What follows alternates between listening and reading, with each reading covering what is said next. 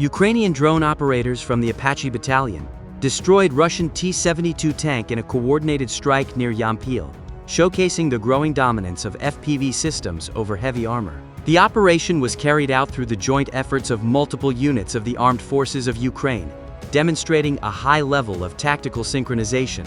According to the Apachi Battalion of the 81st Brigade, FPV drone operators played a decisive role in the strike. Their actions were not improvised, but carefully calculated, reflecting both technical skill and disciplined coordination between reconnaissance and strike elements. Video footage released by the unit shows the engagement unfolding in stages. The first drone strike successfully immobilized the armored vehicle, halting its movement and leaving it exposed.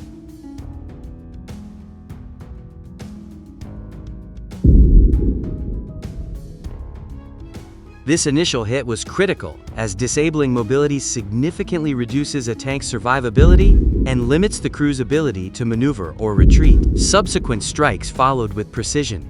A series of targeted impacts further damaged the vehicle, ensuring it could not be recovered or repaired. The final blow reportedly involved an FPV drone equipped with an incendiary payload, which ignited the tank. Flames quickly engulfed the vehicle, ultimately reducing it to a smoldering mass of twisted metal. Ukrainian forces describe the outcome not as chance, but as the result of professional execution, coordination, and calculated planning. Each destroyed armored vehicle, they noted, represents lives saved among Ukrainian troops and millions of dollars in Russian military resources permanently removed from the battlefield.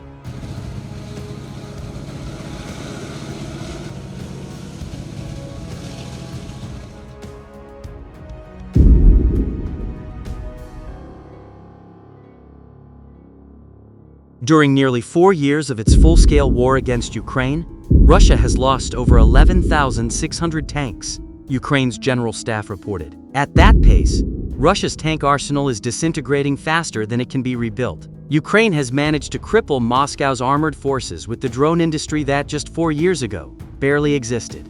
Earlier, reports emerged that Russia began modernizing older T-72A tanks, likely due to the depletion of its remaining T-72B stocks.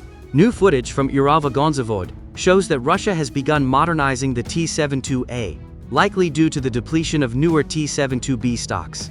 Armored vehicle researcher Andriy Tarasenko published the video of the equipment on his Telegram channel.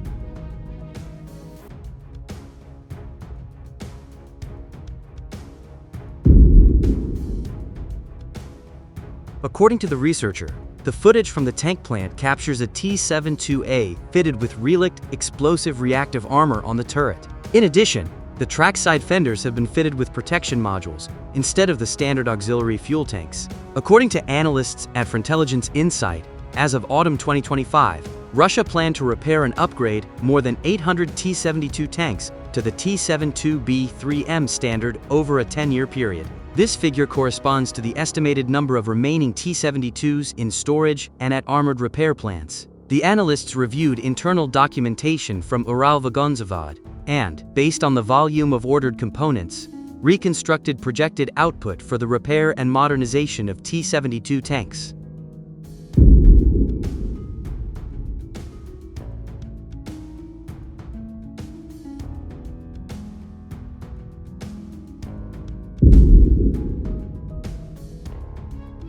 The conflict in Ukraine will enter its 5th year later this month. During that time, observers have gathered many crucial lessons about the nature of warfighting in the 21st century. If there is one lesson to take from the war in Ukraine, it is that, in spite of gloomy prognostication about their supposed irrelevance on the modern battlefield, tanks are here to stay. Indeed, tanks of different types and generations are fighting on the battlefield in support of the combatants' tactical and operational objectives with great effectiveness. Advances in technology and the shifting nature of modern warfare mean that tanks have to deal with new threats. In particular, tanks in Ukraine must grapple with one-way attack unmanned aerial systems, also known as kamikaze drones, or loitering munitions, changing the way the combatants are using tanks on the battlefield.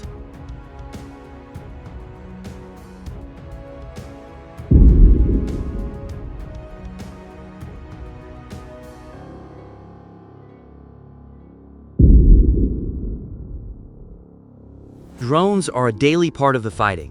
Both the Ukrainian and Russian forces are launching hundreds and thousands of all types of unmanned aerial systems every single day. Most of these weapon systems are kamikaze drones with short-range capabilities.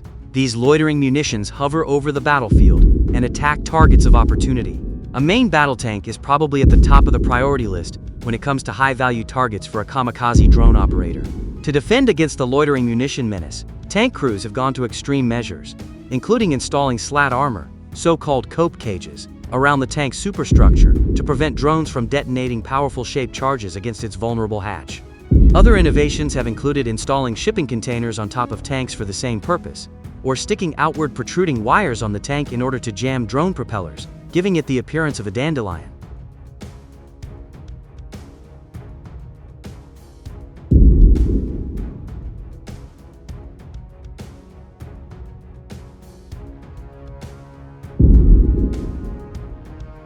The main disadvantage of these measures, particularly the attachment of shipping containers or other conspicuous armor, is that they dramatically increase a tank's visibility to surveillance, allowing enemy forces to pinpoint a tank and concentrate fire on it from afar.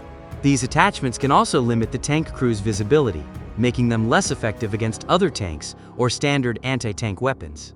But they can save a tank crew from kamikaze drones, arguably a more dangerous threat. Tanks remain important in modern warfare, but developments in weapons technology are forcing militaries to adapt them to the needs of the battlefield.